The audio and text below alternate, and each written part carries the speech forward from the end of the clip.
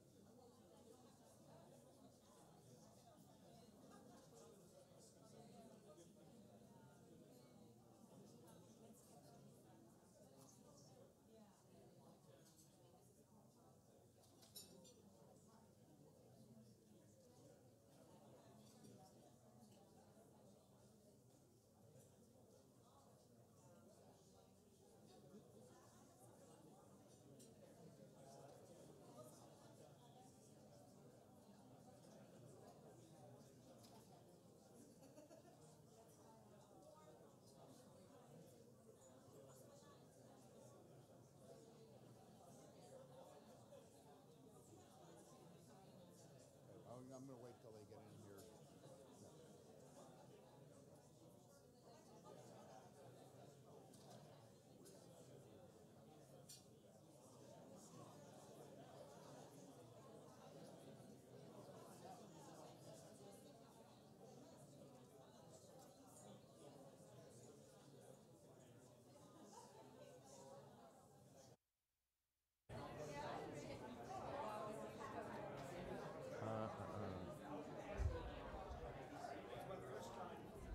Sorry.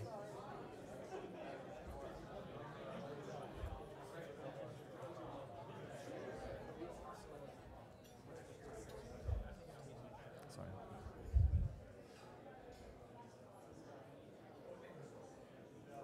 Is this a spare copy of this, and can I take them?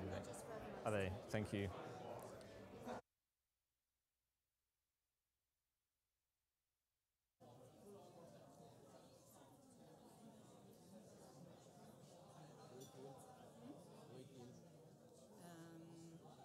They're grabbing him. He wanted to start on time, so we're going to be live, no? Live on what? On YouTube. Cool. And I emailed it to everybody at in the other chapters. Good. Can you stay until the end? Yeah. Okay.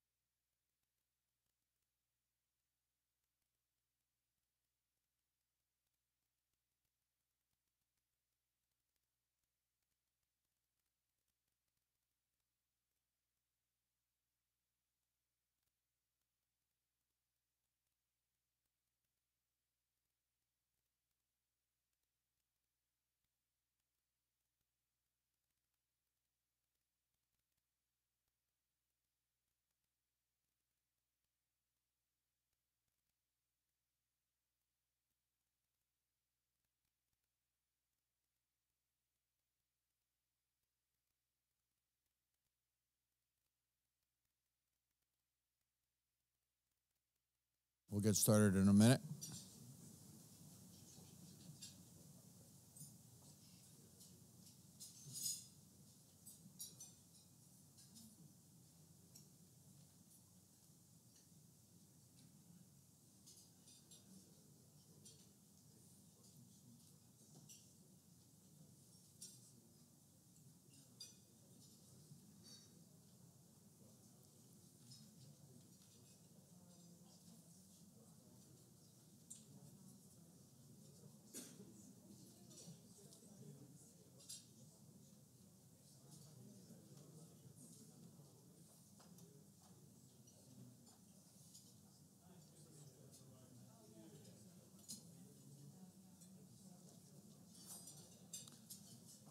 Good afternoon, everyone.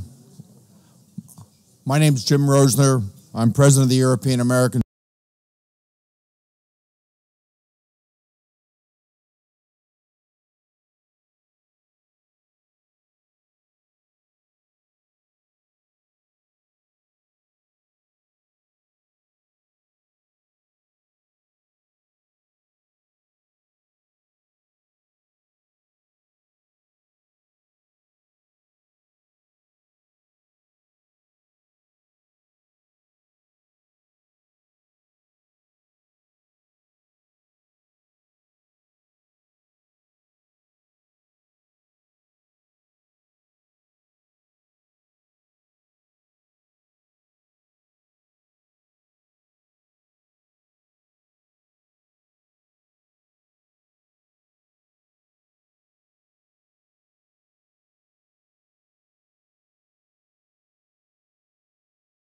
reached the so-called Checkers Agreement, providing for a close relationship in terms of trading and customs union with Europe.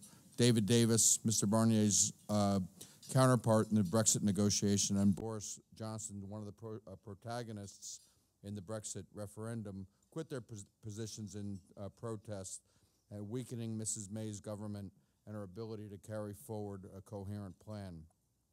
I want to give special thanks to Mr. Barnier for taking the time out of his New York schedule to address our members, and with special thanks to all of you for taking the time to be here to listen to some of the very timely and important topics on the state of Brexit negotiations.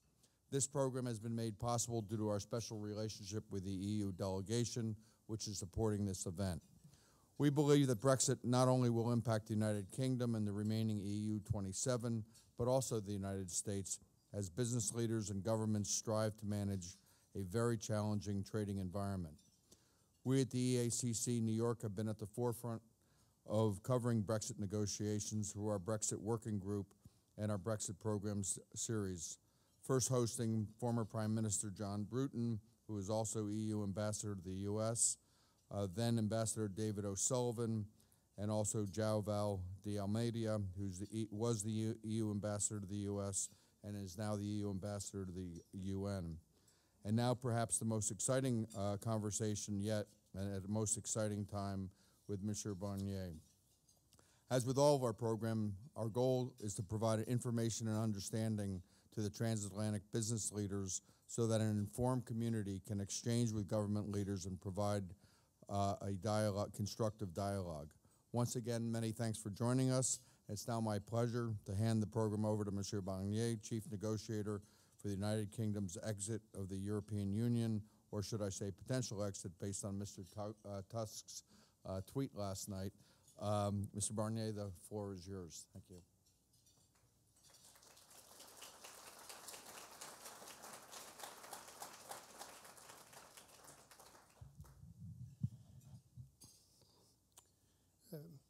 Thank you very much, James, for your kind words. And ladies and gentlemen, good afternoon to all of you. Thank you also for your presence. And thanks also to the Executive Director of the European American Chamber of Commerce, Yvonne Penninger-Rothschild, for inviting me. Indeed, ladies and gentlemen, indeed, it is a very timely occasion to talk about Brexit. I'm happy to be in the United States to make the European voice on Brexit heard. After Brexit, with 27 countries, 440 million consumers, and 22 million businesses, we will remain a major partner for the US and a global player. Let me now make a few introductory remarks. First, I deeply regret, as a politician, as a citizen, I deeply regret the United Kingdom's decision to leave the European Union. It is my conviction we are stronger together. Brexit will necessarily have a cost. The United Kingdom has decided to leave the European Union, to leave the European single market, and to leave the European Customs Union. This means that Brexit will create friction to trade that does not exist today. This will have an impact on value chains, which are currently closely integrated across national borders of European countries. And this will impact, in particular, manufacturing and logistics, as well as the agriculture and food sectors. The cost of Brexit will be substantially higher for the UK than for the EU, but Brexit, ladies and gentlemen, is clearly a lose-lose situation for both. On both sides of the channel, businesses, including subsidiaries of US firms, should analyze their exposure to the other side and be ready, when necessary, to adapt their logistical channels, supply chains, and existing contracts. They should also prepare for the worst-case scenario of a no deal, which would result in the return of tariffs under WTO rules. To be clear, the no deal is clearly not my perspective. By the way, you would not need a negotiator for no deal. Huh? We are negotiating to avoid the no deal, but it can still not be excluded. Our objective is to reach an agreement by October on the UK's orderly withdrawal from the EU. This would allow proper time for the British and European parliaments to vote on the withdrawal agreement before the UK actually leaves the EU on the end of March 2019. Over the last few months, we have made progress in the negotiations, in particular. As you can see in this public document, all the text in green, more or less 80% of the draft treaty I've proposed 6 weeks ago, all the text in green is agreed with the UK. We reached a deal to protect 4.5 million European citizens in the UK and British nationals in the EU. We agreed with the Brits that all decisions taken at 28 will be financed at 28. And we agreed on a transition period of 21 months during which the economic status quo between the EU and the UK will be maintained. It will give businesses more time to adapt and also administrations. However, a number of major issues remain open. In particular, we need to find solutions for the difficult issue, the very difficult issue of Ireland and Northern Ireland. Historically, alongside other partners such as the US, the EU has played an important role in supporting the peace process in Ireland. And a key feature of the peace process was to make the border between Ireland and Northern Ireland invisible. This was facilitated, obviously, by the fact that both Ireland and Northern Ireland were part of the EU.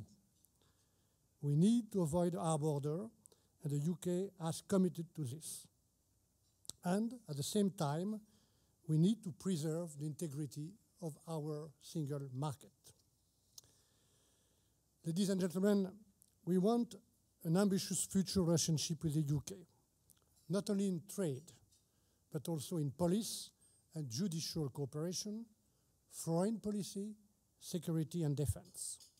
However, the basis for such a cooperation between the UK and the 27 EU countries will necessarily be different. Therefore, the level of integration we have to be lower than it is today. Because what the single market creates is the most developed form of free trade among sovereign countries. It is as close as it gets to a domestic market. Since we are in New York, only a few miles away from Wall Street, let me take the example of financial services. Within the EU single market, companies established in the UK can provide the services across the entire European Union. We call it passporting. Many US financial institutions decided to establish the European hub in London to have these passporting rights and to be able to service clients across Europe. And this is made possible by the EU single market, where EU countries are bound by a common framework and in particular by a single rule book, which we have reviewed following the financial crisis to increase the resilience of our financial institutions and markets. And in doing so, we have implemented the G20 roadmap just as the US did with the Dodd-Frank Act in parallel. By coordinating our centralizing supervision of this single rule book for banks, insurance companies, and financial markets, and by ensuring that the uniform interpretation of the single rule book by the European Court of Justice. Outside of this common ecosystem of regulation, supervision, and enforcement, there cannot be passporting. The UK has all recognized this point, in particular in the Mansion House speech of Mrs. May a few months ago. But the UK still wants continuity. It would want the EU to accept UK standards by means of a system of mutual recognition. The UK needs to understand that the EU cannot accept such mutual market access without all the safeguards that underpin it. It would go against all our objectives. First, ensuring financial stability. 2, protecting investors. 3, securing market integrity. 4, maintaining a level playing field. These objectives would not be reached if financial institutions could passport in the EU and serve clients based on a license by the supervisor of a third country. I do not know of any country in the world, any country, that would accept such a loss of sovereignty. Ladies and gentlemen, that being said, I think that we should have a close relationship with the UK, also in financial services. This is our common interest. And I see a number of ways to achieve this. First, the EU single market is open to third countries, in general, to the US and also to the UK, and it will remain so. In the EU, free movement of capital is open to third countries. As regards market access to provide financial services, the European Council made clear that our future free trade agreement with the UK should include the right of establishment with EU rules applying. Secondly, the EU has a long history of relying on the regulation and supervision of third countries. It is what the G20 calls deference, what you call in the US substituted compliance, and what we call, on our side in EU, equivalence. To date, the EU has adopted more than 200 so-called equivalence decisions, covering more than 30 foreign jurisdictions, including, of course, the US. This integrates financial markets and facilitates the work of financial operators in the EU and the foreign jurisdictions. Today, to be very clear, we are in the EU the most open jurisdiction in the world for financial services. Why would this equivalence system, which works well for the US industry, not work for the UK? Why? Thirdly, in order to draw lessons for the financial crisis and limit the risks in the future, EU countries collectively developed more effective financial regulation and supervision. And we were very happy to do this hand in hand with the UK. I can personally testify it.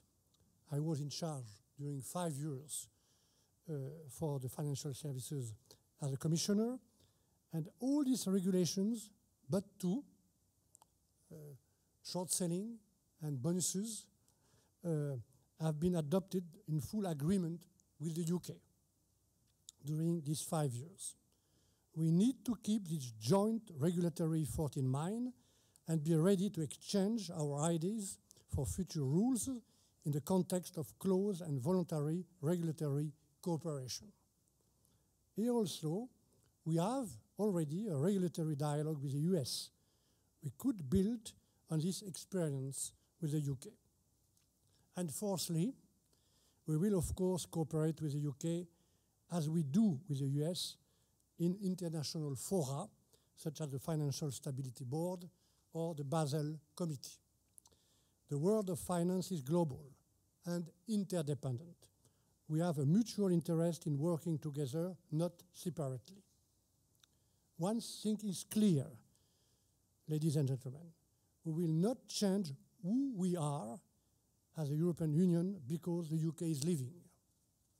The EU is and will remain the most open market in the world. No other jurisdiction operates a framework that is more open, comprehensive, and rules-based for foreign jurisdictions. US companies are well aware of this. Many of them have been able to take a leading role in EU markets. Let me conclude. Thank you for your attention. Let me conclude very clearly. I want to be graphic. Open markets for financial services are an asset for the EU and will remain so in the future. Thank you very much for your attention.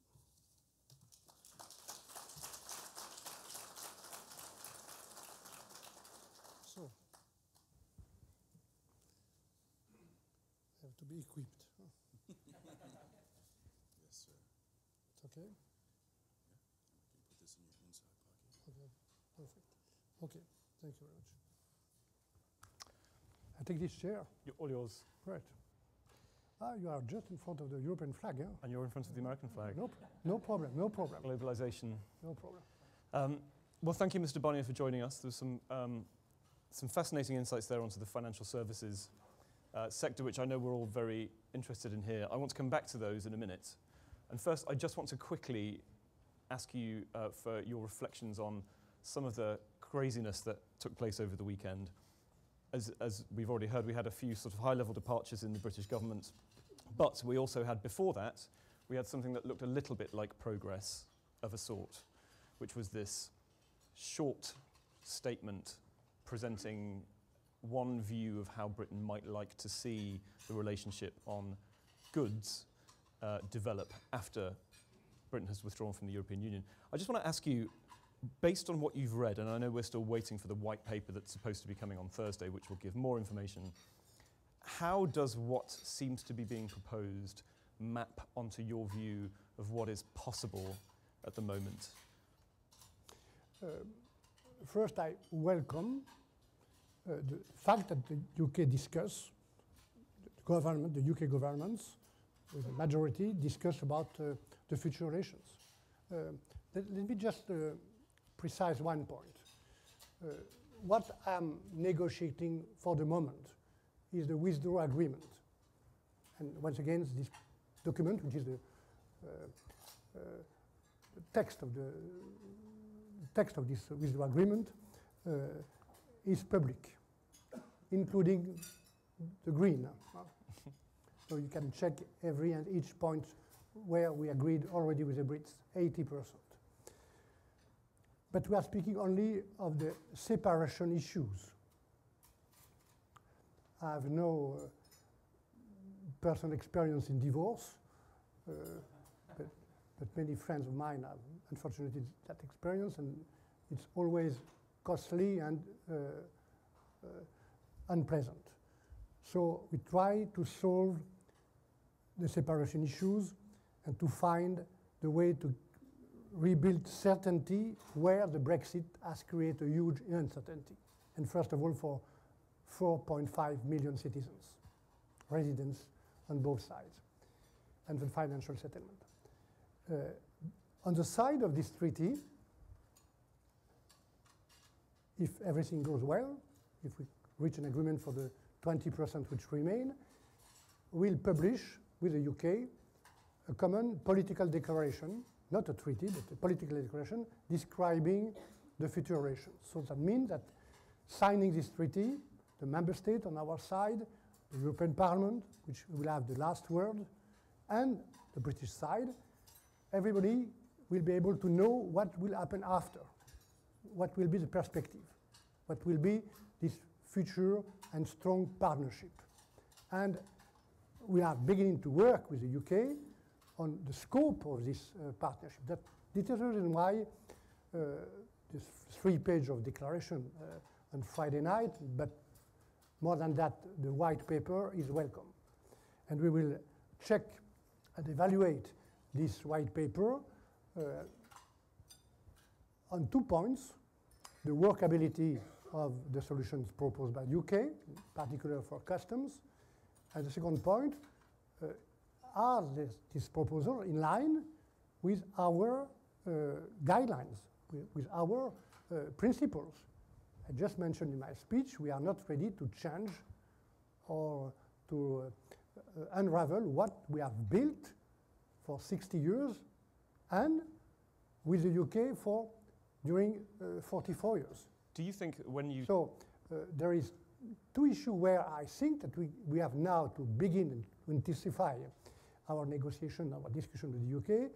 The free trade agreement we have proposed already in March, the 27 head of states, clearly, and custom arrangements.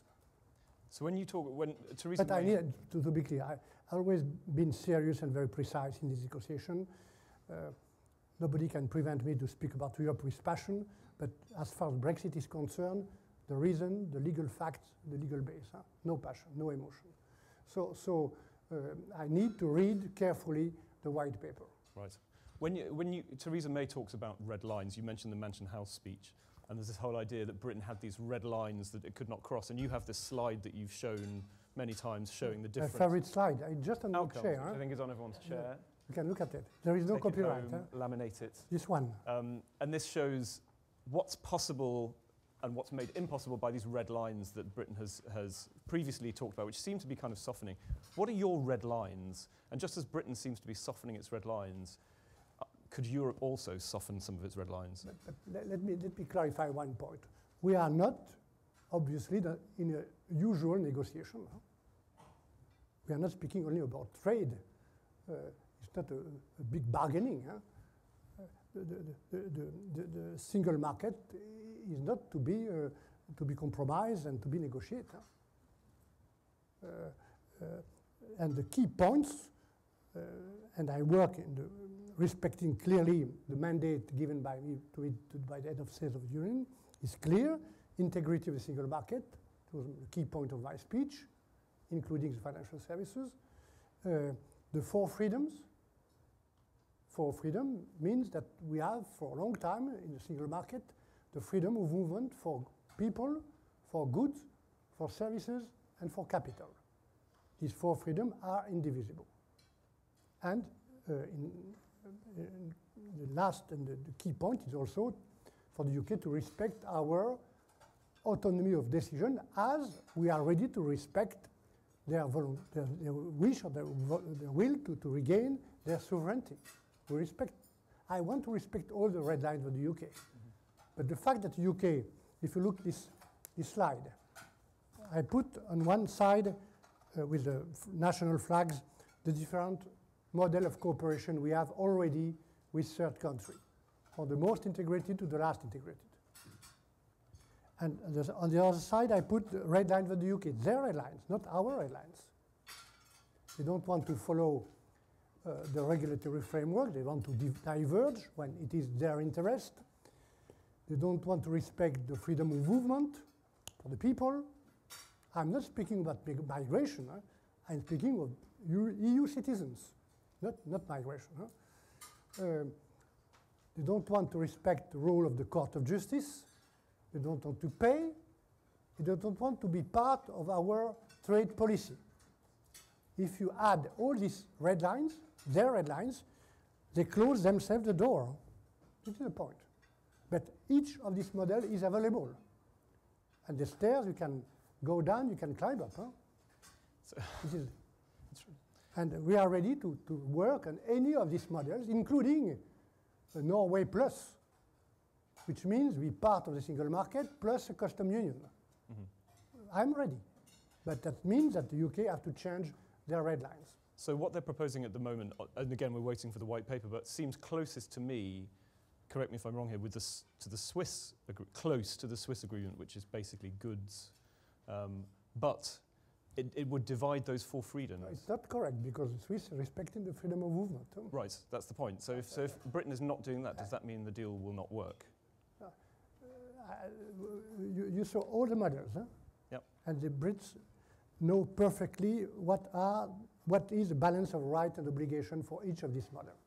So, but those are the models that are available. If it's not on that slide, it's not happening. The models available are on this slide now. Got it. What cannot be possible, to be clear, to more specific on your question, it will not possible to build a partnership for the UK with the advantages of the Norwegian regime and the constraints of the Canadian regime. No way. So nowhere in Friday's document was the word finance, I don't think. I think financial services wasn't discussed. You've mentioned it today, and I'd like to know more about this, because you talked about equivalence, which is basically respecting each other's rules as being equivalent, allowing companies to operate as if they were in one kind of common market. Are you saying that passporting, as you defined it today, is not available for Britain without all of those four freedoms being? I think it was clear. Huh? Okay, just check it. I'm triple checking that there is no passporting. No, but equivalence. Leaving the single market means that you lose the passport. Huh? It's clear. And what is the process then of achieving equivalence? How long does that take? What are the... Around this table, Olivier Gerson is with me today, and for the meeting tomorrow in Washington with the minister of the new administration of Donald Trump. He used to be my head of cabinet during 5 years. Now he's in charge as a director general in the Commission for the Financial Services. And I've mentioned the huge number of 200 equivalence decisions we have taken with many US institutions and many Japanese institutions. Huh? So what I said is clearly that what works with the US has to work obviously with the UK. Huh? Well, yes, except that you... So we will check the reality of this equivalence. I just want to mention that equivalence are unilateral decisions taken by us towards UK institutions and taken by UK towards EU institutions. And we are able in any time to withdraw this equivalences decision if there is a risk for the financial stability. Ladies and gentlemen, I have been the commissioner, European commissioner from 2010 until 2014. It was so difficult because of the crisis to rebuild the financial stability. And many of you are businessmen involved as stakeholders in the financial services. You know that the base of any trust, any capacity of investment is the stability, the financial stability. Mm-hmm. If we come back, in any case, to the situation of 2008 and 9, with this general volatility and stability, nothing is possible. Nothing in Europe and nothing between Europe and the United States. So we will take no risk for the financial stability. So we have to be sure of the reality, the sincerity of this equivalence decision. One of the stability is obviously very important, and the Bank of England has, as you know, has expressed some concerns that if there is a break between two systems, it could cause huge problems, in particular for the derivatives market. That was the one that Mark Carney was worrying about. But remember, who is leaving? Right. I'm not saying that this was not self-inflicted turbulence, but turbulence it is nonetheless. So the question is... I've been never aggressive in this negotiation, and I will never be. But the fact is the UK is leaving. Mm-hmm. It is a sovereign decision of the UK. And that creates a problem we have to solve. In Ireland, for instance, it is crystal clear that it is the more sensitive consequences, negative consequences of Brexit, and everywhere. So the people who decide to leave have to assume the consequences. Right. At this point. Huh? Do you think that the equivalence kind of arrangement that you talked about, in your experience of the 200 similar agreements that Europe already has, would it even be possible to construct something along those lines in the time that we at the moment have, which is about 8 months till March, and then a further, I think, 21 months until the end of the transition My answer is yes. You think it's possible? Yes. Yes, for one reason, which is the same for trade. Contrary of all the previous trade agreement we have negotiated for 50 years with 60 countries in the world. The point with all and each of these countries was to create the base of a facilitated trade and to converge, to encourage a convergence between the norms and the standards, between this country, Japan, Canada, Korea. In the case of UK, it's exactly the contrary. The point when we will be in the negotiation for the trade agreement will be to avoid the divergence, not to encourage the convergence. So this is a bad face of the matter. The good face is that we are today at the same level. Huh? So to build a system of equivalence decision, it will be easier than in other cases. Because we are on the same level today. If I can just put to you, though, the specific concerns that the Bank of England has are that it would be fairly easy for Europe to say, you know, leave aside the longer-term working arrangement, but it would be easy for them to at least put a kind of grandfathering agreement in or some kind of standstill that stopped a huge dislocation in the derivatives markets. And the feeling from London seems to be that, who is leaving the EU? Understood, but the feeling it seems to be that you're kind of weaponizing. I can repeat the question. Huh? Who is leaving the EU? Who has taken the risk of fragmentation? Who? But who bears the pain of a chaotic Brexit? It is a loser's game. Huh? It is a loser's game. So my task and my role is to protect the interests of the 27. Huh? Got it. So I will do that. Huh? You can be sure. So we have taken no risk with the fragmentation. Huh? But we will be able, with the services of Olivier, to build this system of equivalence decision on the objective base as quickly as possible, as we did with the United States. Huh? So when you talking a bit about your mandate, yes. What is a job well done for you at the end of this process? What will be a sign that you've achieved what you wanted to achieve?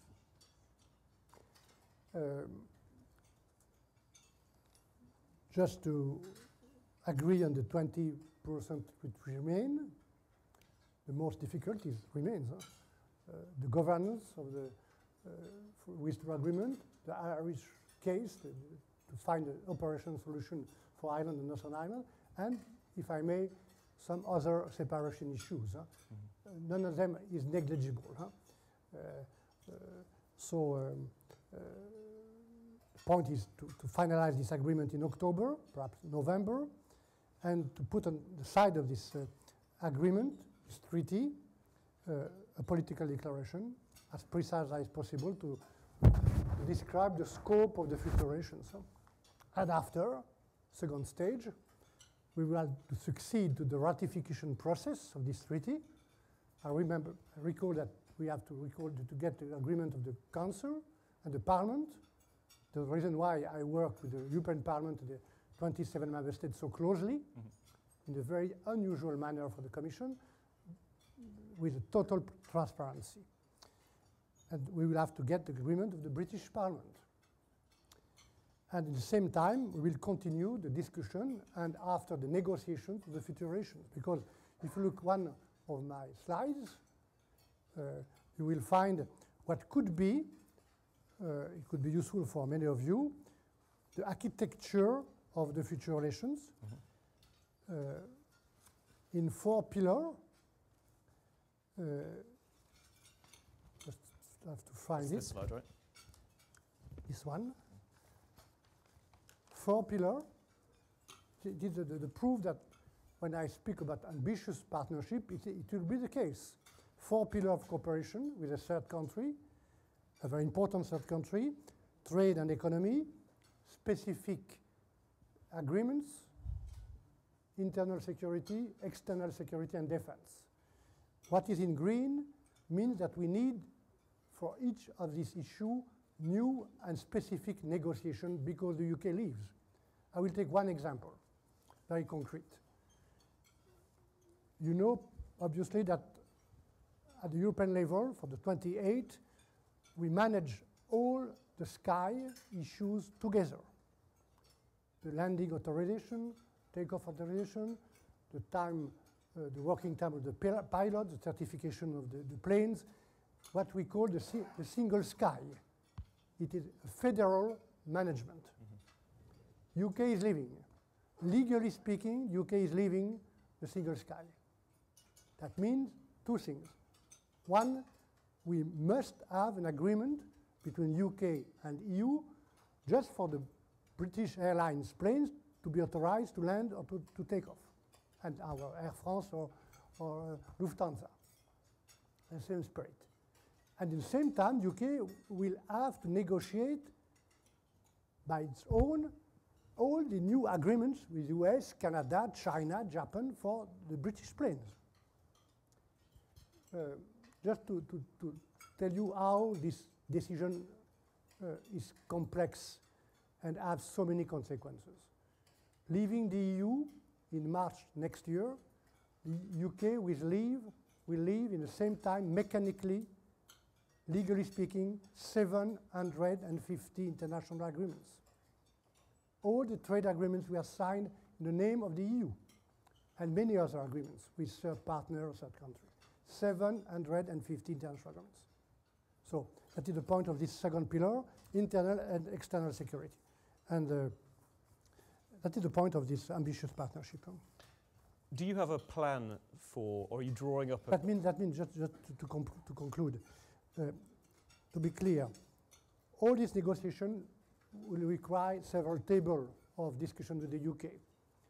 And we have to translate the discussion in new treaties or new agreements. It is obvious that many, and perhaps all these new agreements will be mixed agreement. Legally speaking, that means that we will require the ratifications of the 27 national parliaments by unanimity in Europe. It's not the case of the withdrawal agreement. It will be the case for the future relations. So the reason why we have, I don't know what my mission will end, is the decision of the head of states, but the totality of the process will only end when the totality of these new agreements will be effectively ratified and operational. Have you drawn up a plan for what happens if there is no agreement?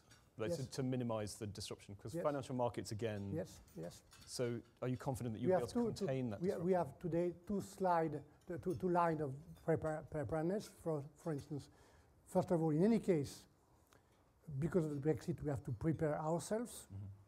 I was two weeks ago in Schiphol Airport in Netherlands to meet the new teams, the young people, training to become custom officers. Netherlands has created 700 new posts of custom officer. France 1,000. Belgium 400. That means in any case, and in the case of a deal, and I'm working for a deal, we have huge change. It cannot be business as usual. We will have to control the products. To be clear, if you look at my stair slide, the only frictionless relation with UK is important also for US firms in London or everywhere else in Europe. The only frictionless relation would be Norway plus, which is possible. Being part of the single market, outside of the EU, Norway is outside, but part of the single market, plus a custom union. It is the only frictionless relation. In all the other cases, we will have to face controls. And in addition, we are preparing ourselves to the worst, which would be the no deal. Huh? Does that mean you'd be prepared to help financial institutions that were in Europe Yes. that faced? But the financial institution can already look at the website of the Commission. We have already published 62 of 70 notices for each sector to be prepared. So I have two more quick questions, then I'm going to open it up to questions. One question is, Donald Tusk, President of the European Council, yesterday tweeted, as you mentioned, he tweeted, you know, if only when politicians go, their views go with them, or something along those lines, referring to Boris Johnson and David Davis, and then left open this kind of tantalizing suggestion that maybe, who knows, maybe Brexit might just evaporate as a concept in Britain. Now, is there actually any realistic scenario where things could go back to how they were before the Brexit referendum in Britain? Just let me recall that I am working day after day under the mandate of the European Council chaired by Mr. Tusk and the 27 head of states. And I take part, invited by Mr. Tusk, every 3 months to the European Council, last Friday, to report to the European Council where we are, the state of play. Everything is possible from now to March for the membership of the Union. And everything will remain possible for the membership of the single market, the customs union, between March and the end of 20. It is the UK decision. But to be clear and precise, legally speaking, the process of this negotiation has been launched unilaterally by the UK. It is a sovereign decision of the UK citizens. The government has decided to leave the union, to leave the single market, and to leave the customs union. And Mrs. May sent us a letter in March 17. And she decided herself, sending this letter, the date of the withdrawal, 2 years after, March 19. Any change, in this process require a decision by unanimity, the 27 plus 1.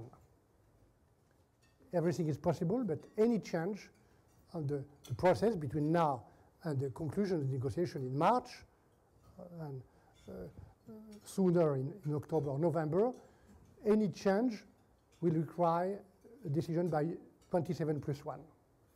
So does that makes me think that some of the special deals that Britain had before, budget rebates, sort of carve-outs from certain things, would no longer be available? So we wouldn't actually go exactly back to how we were before, even if we went back to how we were before. I don't understand your question. So Britain would have to re-enter on the terms that anyone would enter the European Union, following the same principles, with all of the same perks and pitfalls. No, I don't want to speak. Generally speaking, I don't like the speculation, and I don't want to speculate. Okay. I take the things one by one. Today, I do not see the political condition for such a decision today. Okay. And I'm working to reach a deal on the withdrawal agreement as the UK asked for, and to prepare this political declaration and to launch discussion about the future relations after. Got it. And then finally, just David Davis, who of course was the Minister for Brexit effectively in Britain. There was a story going around a few days ago that you and he had only spent 4 hours in each other's company. Very intense hours. Okay, very intense hours. So I was going to say, well, first of all, is it true? And secondly, if you weren't talking to him, who are you talking to on a day-to-day basis on the British side? But let me just say a few words about what happened last night and yesterday morning. I never comment the political situation in UK. Never. It's not my job. I'm the EU negotiator. I follow the political situation in UK, the political life. I receive many people, including Mr. Farage and some others. It's always very stimulating. But I don't want to comment what happened in the political life in UK. We have now new ministers, and they will work next Monday. I will work with the team of negotiators appointed by Mrs. May. It is not a problem for me, not a problem. And these people are competent. I can tell you, we are working on a more weekly basis with the advisor of Mrs. May for Europe, Ollie Robbins, and with many high civil servants of UK. These people are very professional and very competent. Great. So, questions?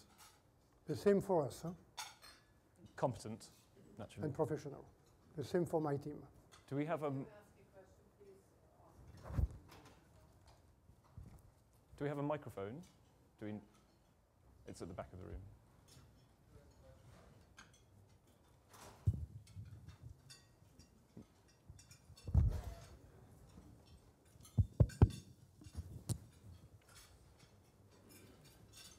So if you can say who you are and keep it to one question, that would be great. Yep, Peter Coy from Bloomberg Businessweek magazine. If the UK decided to have a second referendum on Brexit, would the EU consider extending the deadline past next March?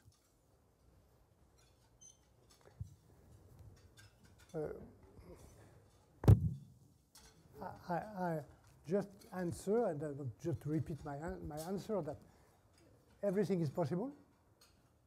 I don't want to speculate. I don't see the political condition for such a decision. But if there is a change from the UK side on the process of the leaving, this 27 member states will have to give their the agreement by unanimity. I can answer something else. Tony Zobel with AIG. I'm wondering at this juncture, kind of regardless of the outcome of the negotiations, do you think you're in a position to say that your recommendation to maybe the Council or the Parliament would be that Article 50 needs to be built out a bit more and a more clear roadmap needs to be developed as part of the Article 50 process? Or are you happy with the current structure in terms of the roadmap for countries exiting the EU? The roadmap for, no, just to understand your question, because yeah, no, I'm just wondering if my understanding is there is no clear roadmap for countries to exit the EU. There's no clear detail on how to do that. But based on your experience thus far, would you say that some kind of detail and roadmap in quotations would be advisable for the future? It's clear that in the case, because it's the first time, to be frank, I will do everything I can for this exit to be the last one, or the only one. But obviously, we will have to draw the lessons of this process, in any case. But it works, it works. So we have been able, in less than 1 year, to publish and to propose to the UK the draft treaty. And I'm not speaking about a speech. If you look at this document, it's public. It is the treaty, the final treaty for exit of the UK. 168 articles, 2 protocols. It is a legal base with legal certainty. So we are working well. So could this be the template for a future exit of another country from Europe? Yes. But I will do everything that nobody will have the you look at the debate in UK. Look, no comment. You're going to make it so horrible. No. But no one will ever do this again. To be clear, I regret this vote. Let me just recall one point to understand my personal feeling. I was in France 21 when the French president organized a referendum in France in 72. You can calculate my age. At that time, we had a referendum in France for the accession of UK, Norway, Denmark, and Ireland. And the French people vote. I was already a member of the Gaullist party in France, and I campaigned for the yes. It was my very first vote as a French citizen, and I never regret this vote. The reason why I regret the UK decision to leave. So never you will find in my attitude any kind of feeling of punishment, of revenge. No, never, I can tell you. So I regret this vote. I try to be objective and to do my job, which is to protect the integrity of the single market and to protect the interest of the 27 and to find the best way to cooperate with the UK on the long term. My conviction is still the same, and I told you my conviction at the very first sentence of my speech. In the current world, facing so many challenges, it's better to be together than alone. I'm sure of that. There's a gentleman here. Hi, Helen Colbert from DPA, German press agency.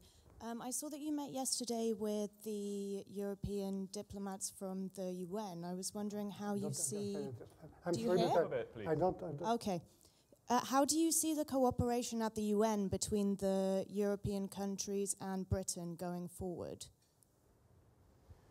It is one of the reasons why I'm here in New York for 2 days and this evening in Washington, just to speak with the European ambassadors I met yesterday morning and some other key actors in the UN to find the best way to cooperate.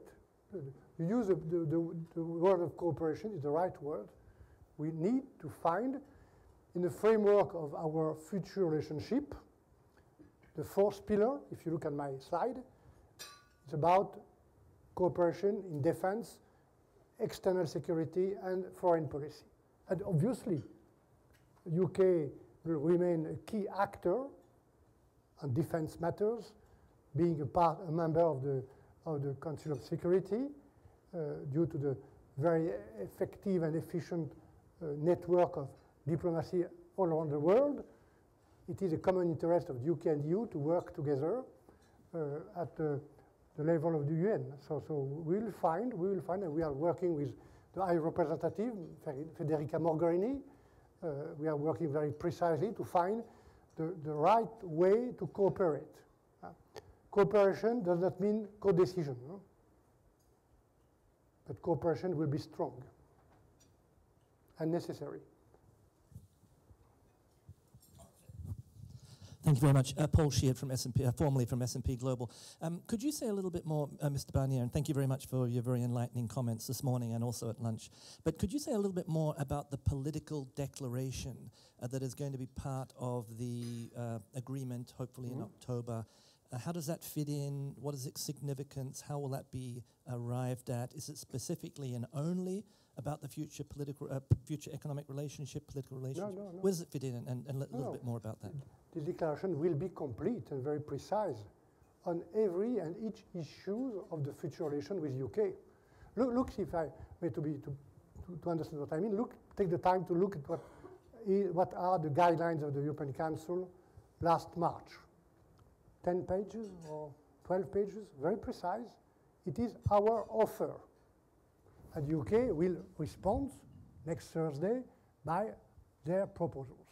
It is a normal and legitimate dialogue for the negotiation of this declaration. But I start from my side from the guidelines of the Council, very precise, offering to the UK an ambitious free trade agreement, taking into account their red lines.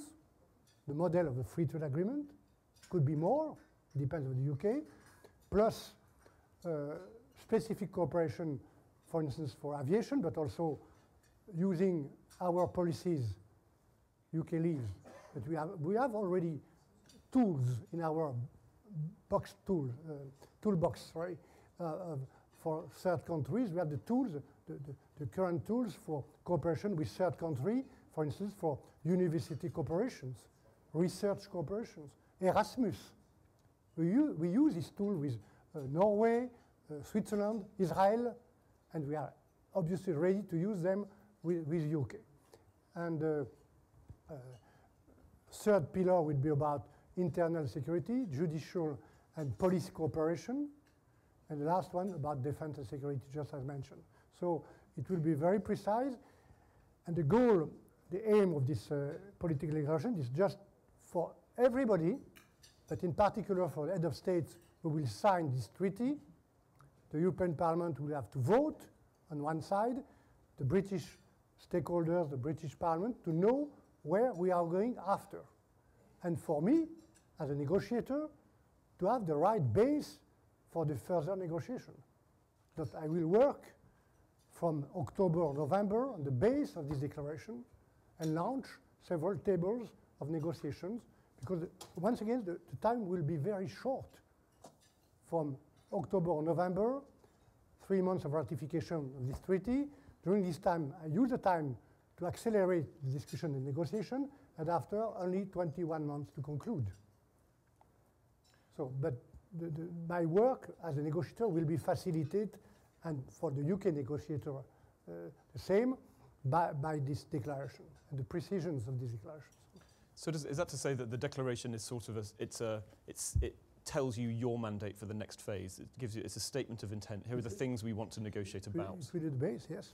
But it's not binding. It doesn't necessarily create the outcomes that it. As I already said, I don't know yet if we'll use one global vote, the proposal of the Parliament, association agreement, or several agreements dealing or negotiating free trade agreement is obviously different than negotiating an agreement on aviation or on defense and security. So we will have several table negotiations, perhaps several different agreements or treaties. Each of these treaties will require the vote of the 27 national parliaments in the EU and even regional parliaments, if I look what happened with the CETA agreement. So it will be very challenging, and we have to prepare. The reason why, just to explain to you how I work with my team, 60%, and plugged to all the DGs of the Commission. I work with the member states on a daily basis, and I visit one capital per week in the EU, meeting the Prime Minister, the head of state, the national parliament of this country, the trade unions, and the business community, just to explain and for everybody to be involved, because this negotiation is extraordinary. It cannot be secret. It needs public debate. It is one of the key reason to succeed all the steps of this long process until the end. That means until the ratification of the future relation with UK. We have time for one last very quick question, if anyone has one. Please.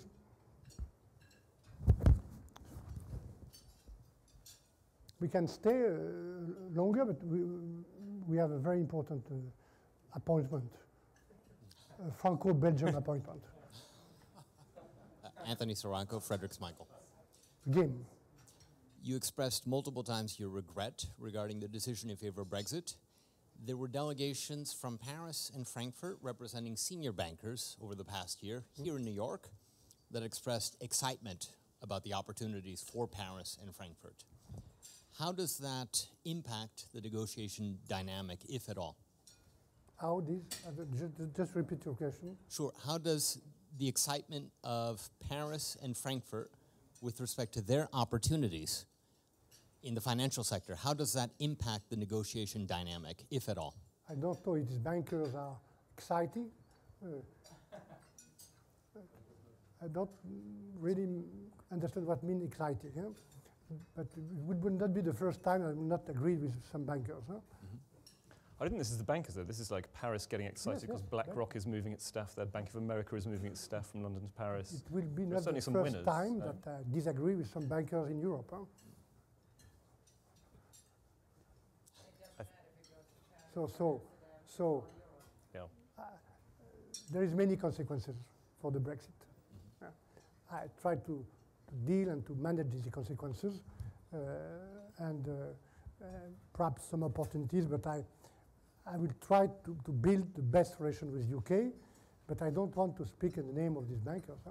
So the point for me is just to repeat here in New York to you as US stakeholders that we will remain a key player in the world, 440 million consumers, 22 million businesses in the same single market. That means that all these people respect the same standards, the same norms, the same rules, the same supervision, the same regulation, the same certification. And for US business, it will remain the case to be able, entering this market, to have one set of rules and not 27 set of rules. That is the point. We will remain a key player and a global market in the world. I think the reason why I still hope that we will be able in the next few years to build or to rebuild these transatlantic trade relations, which is, in my view, in the common interest of US and UK and EU. Mr. Barnier, thank you very much. Thank you for joining us. Thank you very much. Thanks. I hope it was okay.